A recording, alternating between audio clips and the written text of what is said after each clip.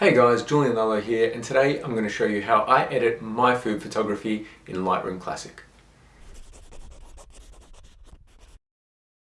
So for those of you that aren't aware, about 60 to 70% of my work in photography comes from shooting food. Shooting for restaurants, social media accounts, EDM, and sometimes website. So although a lot of these different clients have a very different look and feel to their final edit and how they want to portray their food and venue, the base edit across the board in terms of my style is very similar. So with that being said, what we'll do is let's jump straight into Lightroom and I can show you how I edit my food photos. So what I've got here is 7 different photos with a pretty different look and feel, but what that means is I can show you that my base edit or my base style is pretty consistent through all types of food photography, especially when shot with natural light. So we'll start off with this one right here. So what I generally like to start with is the crop. When shooting for social media, you generally go with that classic 4:5 ratio, which gives you the biggest real estate on Instagram. So we start with the crop. I think that's pretty good about there. Then, unlike a lot of editing, where you sort of start from the top and work your way down through this basic panel, I generally like to start with the shadows and highlights.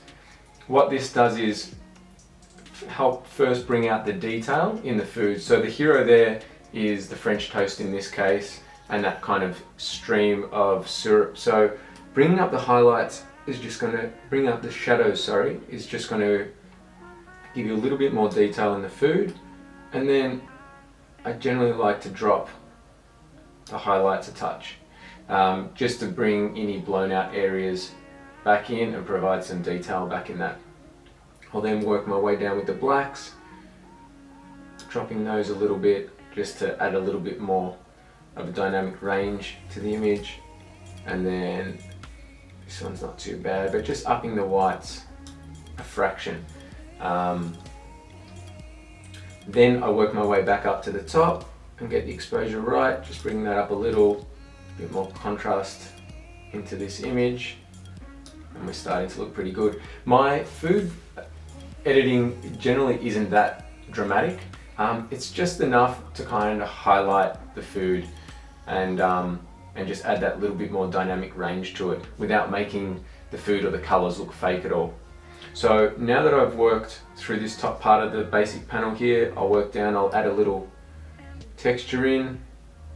Generally don't go too far with that. Somewhere, I never sort of generally go over sort of 10 to 12, and the same with the clarity, just popping in a little bit of clarity, not much at all. 8 looks pretty good. And then working down, again, saturation. I don't like that fake look, so saturation is not something I generally play with. If you bump up the saturation, it starts looking a little bit fake. So vibrance is generally where I like to get my little bit more of a pop from. So I'll bring the vibrance up. There's a before and after so far, so it's already looking pretty good. Tone curve, I don't mess with a lot.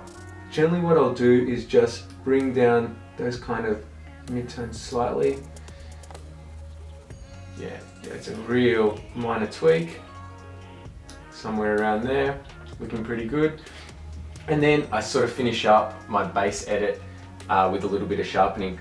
Now, often with sharpening, when you sharpen, you start adding in a lot of grain to the photo.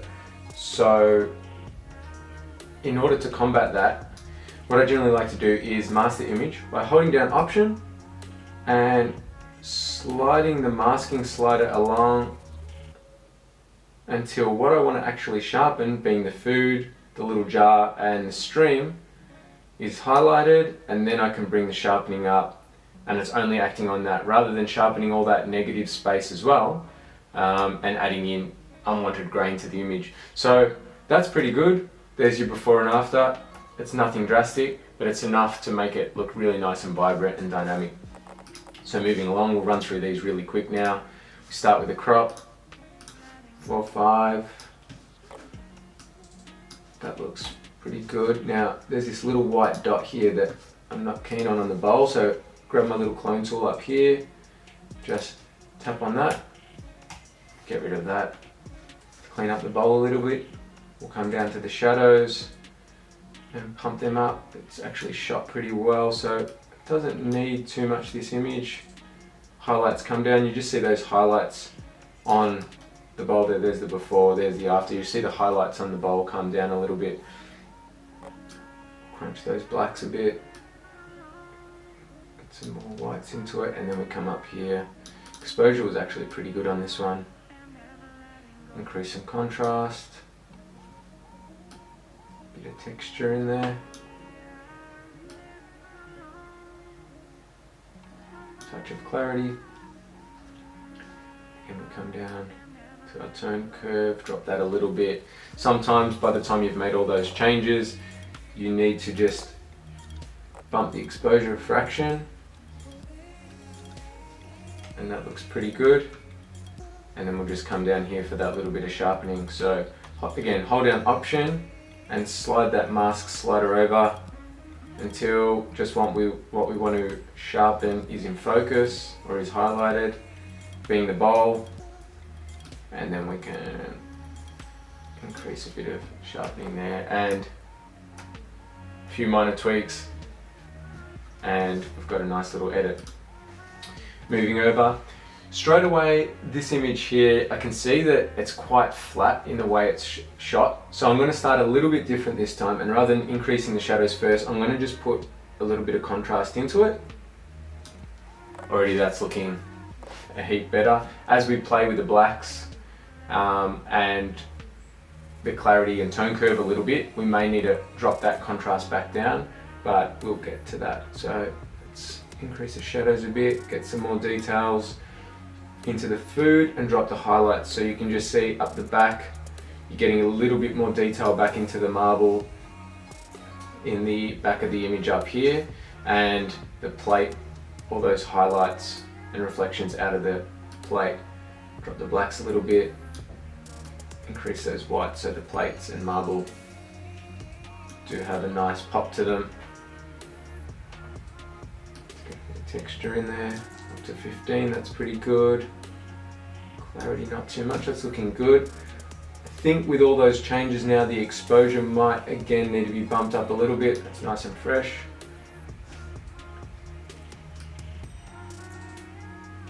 Tone curve, we'll just pull that down a little. And that's looking pretty good. Again, with that tone curve, dropping the tone curve, we may just need to up that exposure again just a little bit. Forgot to crop on this one, 4:5. And that's looking pretty good. The next photo I've got here is actually from the same shoot. So a little trick when editing photos from the same shoot, you can put your edit and your work into the first image, and then what you do is hold down Shift, highlight the next image, come over here and click Sync. Synchronize, and what that's done is that's transferred all my edits from the first image over to the second.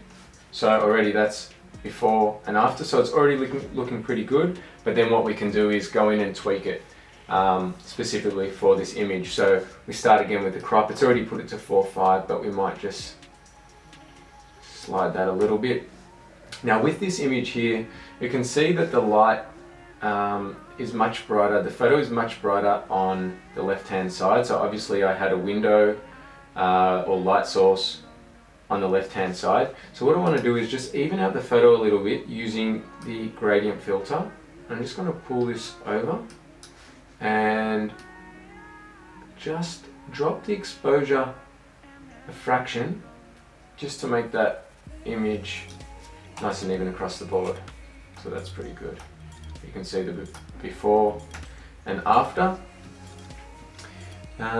So now let's go through and just a couple more little tweaks for this photo specifically. Just up those shadows a little bit more. Highlights are looking pretty good. And I think here we might just give it a little bit of a dehaze. It was just a little bit washed out. So just putting that dehaze up to 4 makes it look really good. So let's move on to the next photo. Again, nice plate of pasta here. Give it a quick crop.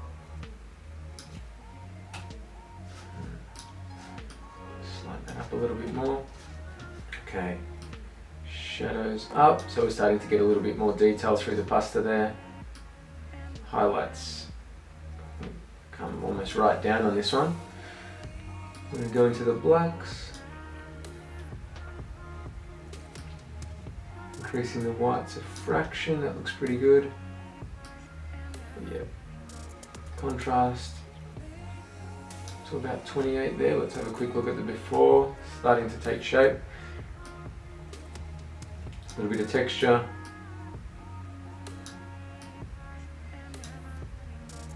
And up the vibrance a bit just to make everything pop. Again, I'll just give you an example of why I don't use a saturation. As you start coming up with the saturation, the colors become way off. It looks sort of really fake and overdone. So again, just that nice touch of vibrance. And let's pull the tone curve down a little bit here. Great. And let's come down, holding Option, sliding the mask along until just the pasta pretty much is highlighted, and we'll just sharpen that a little bit. Okay. So before and after. Again, not a drastic change, but just enough to be effective and make that food really pop. To me, that's still looking probably a little bit overdone. So I'm just going to drop the vibrance back a little bit, and I'm pretty happy with that. So moving right along to the next photo here. This photo here is a little bit different in style. It's got a darker, moodier feel to it, and it's a lot more contrasty already because of the harsh light coming in from the left-hand side. There was a window there when I was shooting. So first thing I want to do is, well, after I give it a crop, and I like that a little bit off center. Let's pull that in a little bit more and give it a bit of a straighten. What I want to do is, again, with the graduated filter, is pull that filter in from the side and just drop the exposure a little bit just to even out. I'm even going to pull that over a bit more just to even out the photo a little bit, so that's not quite as harsh, the light coming in. So there you can see it's quite blown out around the saucer and the serviette, and with that graduated filter it just evens out the photo, get a little bit more detail in your serviette and not so much highlight across the menu and the plate there. So now that that's done, we can jump back in and start from the beginning. I'm not going to bring the shadows up too much on this one because I like that dark feel around the back there. If I bring the shadows up too much, you're going to start seeing more of the chair and the wall in the background. So I'm just going to mess with that just a little bit. Again, highlights still can come down a bit. So again, bringing more details into this part of the image. Crunch our blacks a little bit, bring that down to about 18, that looks good. And the whites there can come up quite a bit in this one. Because we have dropped the highlights and put that filter in, we need to bring those whites back up so that menu and the plate still look nice and clean and fresh. So now that that's done, we'll bring a bit of contrast in, which is going to help with that mood, that separation between this beautifully lit tiramisu and menu to the black background. And in terms of exposure, we'll just go up a fraction.